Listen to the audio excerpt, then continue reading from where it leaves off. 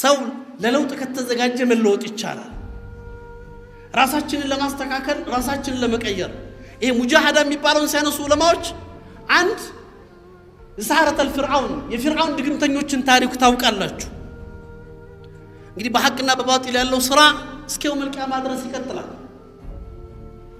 የሐቅና የባጢል ባህሪ ስለሆነ ሰይድና ሙሳ አለይሂ ሰላም እነዛ ደጋሚዎች ጋር ሲገናኙ ድግምተኞቹ ጋር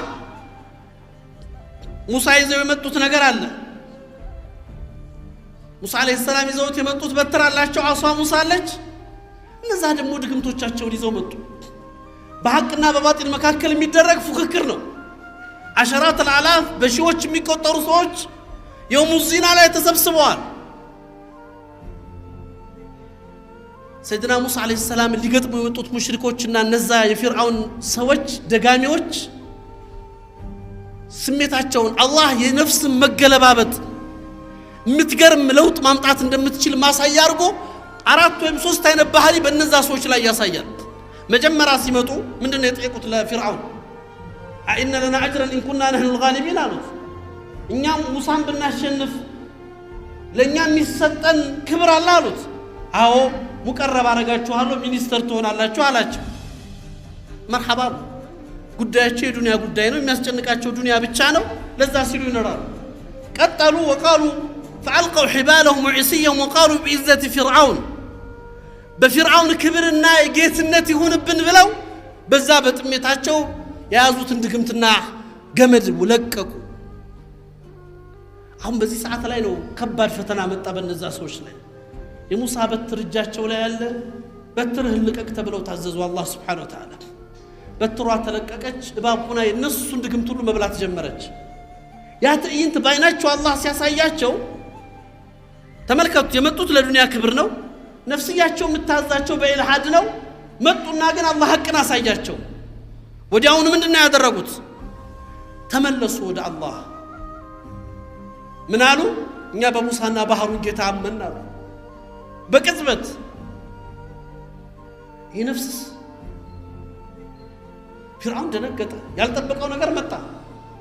እኔ ሳልፈቅድ ታምናላችሁ እንዴ አለ እሱ። የኔ ፍቃድ ሳታገኙ የኔ መልካም ኢዝን ሳታገኙ ለምን? ፍርዓውን መርሁ ማ ኡሪኩም ኢላ ማ አራ ወማ አህዲኩም ኢላ ሰቢለ ረሻድ።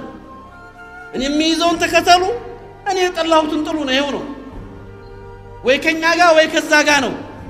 ልክ እንደ ዛሬ እንደ ምዕራባውያኖቹ እንደ ጆርጅ ቡሽ ሐርብ الصليبي ብለው ዋሪን ክሩሴድ ብለው ዓለም الاسلام ላይ አፍጋኒስታን ላይ ጂሃድና ኢራቅ ላይ ሲያውጁ ኢማ ማዓና ወኢማ ዲደና እኮ ነው ያለው። ወይ ከኛ ጋር ነው ወይ ከነሱ ጋር ነው አለ። መሃል የሚባል ነገር የለም ማለት ሱብሃንአላህ። ፍርዓውንም ይሄን ነበር ያለው ከዛ ስንት ሺህ ዓመት በፊት። አላህ ይገርማል። የኩፍሩ ባህሪ ኩፍር ሚለተ ዋሂድ አይደለም፣ አንድ አይነት ሚላ ነው። አላህ ቁርአን ላይ አተዋሰው ቢሁም ይላል።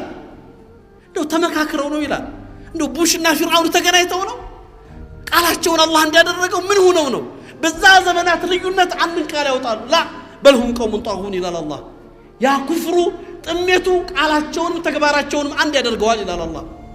ለኢስላም ያላቸው ጠላትነት ለአላህ ያላቸው ጥላቻ አንዲት ቃል አንድ አይነት ከሊማ ያወጣሉ።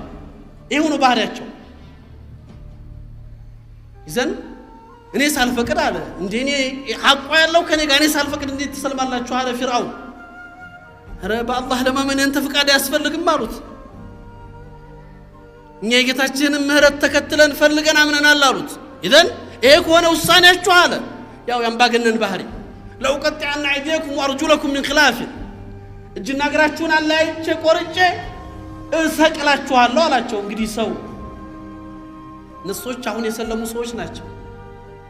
ገና ሸሃዳ ሰጥተው እስልምናን ተቀብለው የሞት ፍርድ መጣ። እንዲሁ መሞትም አንድ ነገር ነው። ሞቱ ፍርዱም ደግሞ እጅና እግር ተቆርጦ መሰቀል ነው። ከባድ ነው። አሁን ኢማን ላይ ያዘ ሰው አሁን ሸሃዳ ለተቀበለ ሰው ግን የኢማን ባህሪ ነው። እቺ ነፍስ የምትባል ስትለወጥ የሚገርም ማንነት ነው ይዛ የምትመጣ። በዛችሁ ቅጽበት ተለወጡ። ፈቅድ ማ አንተ ቃዳሉት የምትፈልገውን አድርጋሉት። የፈለከውን ስራ የዱንያን ህይወት እንጂ አታጠፋብንም። እኛ ዘላለማዊ መጨረሻችን እንዲያምር እንጂ የምንፈልገው የምትፈልገውን አድርጋሉት። ሱብሃነል ኻሊቅ። እዛው ውስጥ ተገለባበጡ። መጀመሪያ ነፍሳቸው አማራተን ቢሱ ነበረች። ኩፍሩ ላይ ቀጠሉና ተጸጸቱ ለዋማ ውስጥ ገቡ ቀጠሉና ነፍሰል ሙጥመኢና ላይ ደረሱ በኢማን የተረጋጋች ነፍስ ማስፈራሪያ አትፈራ ሞት አትፈራ እስራ አትፈራ እንግልት አትፈራ ከባድ ነው